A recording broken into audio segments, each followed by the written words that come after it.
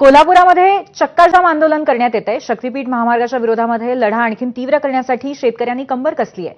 शक्तीपीठ महामार्ग आमच्यावरती लादू नका अशा तीव्र भावना शेतकऱ्यांनी व्यक्त केल्या आहेत। त्यांच्याशी संवाद साधला आमच्या प्रतिनिधींनी।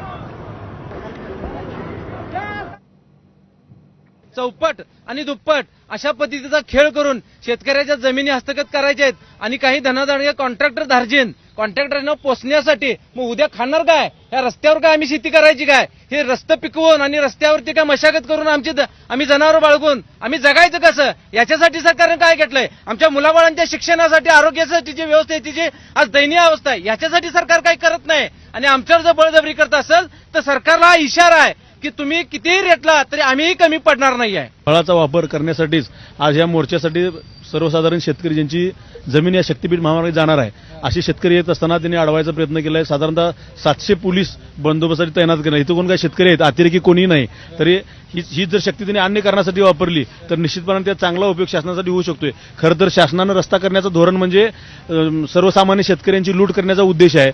आता मराठवाड्यामध्ये बघितलेलं आहे, शेतकऱ्यांनी सामुदायिक मोजणी हाणून पाडलेली आहे आणि शेतकरी जर आपला घास कोण जर हिरावून घेत असेल तर शेतकरी शांत बसणार नाहीत। कसल्याही परिस्थितीत प्रत्येक शासनाच्या प्रत्येक मोजणीला आणि सर्वेला आम्ही विरोध करत राहू। जनतेवर कितपत रेटायचं सरकारला बी ते कळायला पाहिजे। सर्वसामान्य जनतेचा हाल, तुम्ही आज खुर्ची बसता, मंत्रालयामध्ये एसी मध्ये बसून सगळ्या गोष्टी करत असाल तर जनतेनं काय खायचं, आज काय इंडस्ट्री एरियामध्ये कितपत नोकऱ्या मिळतात, किती बेरोजगार आहेत, ह्याचा अभ्यास सरकार अजिबात करत नाही। आणि शक्तीपीठ महामार्ग जर होणार असेल तर त्या नागपूरवरून गोव्याला काय नेणार आणि गोव्यातनं नागपूरला काय नेणार आहेत, हा विषय महत्वाचा आहे।